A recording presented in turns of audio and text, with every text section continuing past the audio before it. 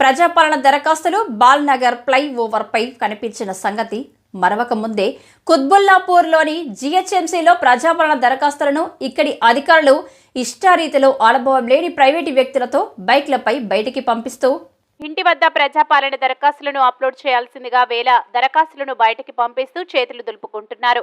Government ఇచ్చిన నిర్ణీత గడువులోగా ఫైళ్లను అప్లోడ్ చేయలేమని ఉద్దేశపూర్వకంగానే అధికారులు ప్రజాపాలన దరఖాస్తులను బయటికి పంపిస్తున్నారని స్థానిక ప్రజలు మండిపడుతున్నారు. కుత్బుల్లాపూర్ జీహెచ్ఎంసీ పరిధిలో 74,022, గాజుల రామారంలో 74,129 దరఖాస్తులకు అప్లై చేసుకున్నారు ప్రజలు. ప్రజాపాలన దరఖాస్తులను సంబంధిత ward office, GHMC government centres లో సూపర్వైజర్స్ సమక్షంలో కంప్లీట్ చేయలేసిన ఫైళ్లు బయటికి మార్కెట్ ప్రైవేట్ వ్యక్తుల చేతుల్లో కనిపివ్వడంతో స్థానిక ప్రజలు మండిపడుతున్నారు.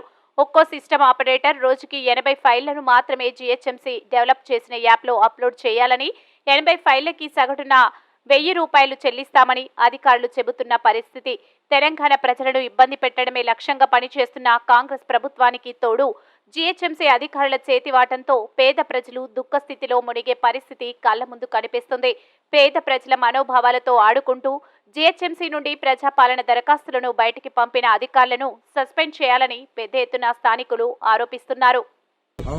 ఇప్పుడు నువ్వు ఎంటర్ చేస్తావా చేయవా ఎట్లా తెలియదు?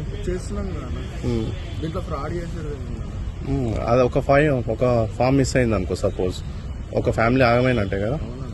మరి అది మీకు అట్లా ఇళ్లకు, ఫామ్ హౌస్లకు, గెస్ట్ హౌస్లకు ఇవ్వమని చెప్పలేదు.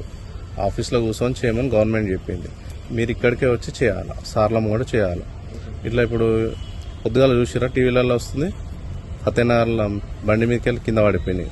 ఇప్పుడు ఒక ఫ్యామిలీ దరఖాస్తు చేసుకుంటుంది, ఒక ఫామ్ మిస్ అయినా వాళ్ళ ఫ్యామిలీ ఆ దరఖాస్తు పోయినట్టే కదా. ఏదైనా గ్యాసే కానీ ఇంకేదన్నా కానీ 6 గ్యారంటీలలో ఆ ఫామ్ పోతే పోయినట్టే కదా. ఏ ఆఫీసర్ మీకు ఇచ్చింది? ఇక్కడ కుత్బుల్లాపూర్లో ఏం పేరో తెలియదా? సరే, ఓకే. మీ పేరు? ఏ కాలనీలో ఉంటావు? ఏం చదువుకున్నావు? ఏ కాలేజ్? చింతల్ భాగ్యరాజు. సరే, పేరు చెప్పు. అది నీ పేరు? ఏడుంటావు? ఏం చేస్తావు? ఏడు తీసుకోబోతున్నావు మరి? ఏడా? ఆఫీస్లో. ఇదే కదా ఆఫీస్?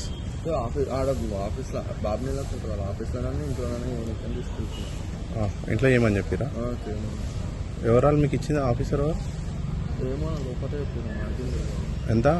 ఒక కట్టలు ఎన్ని ఉన్నాయి? 100. ఎంత ఇస్తారు నీకు? అట్లా ఇంట్లో ఇవ్వద్దు కదా. ఇంట్లో తీసుకొని చేయమని చెప్పిరా?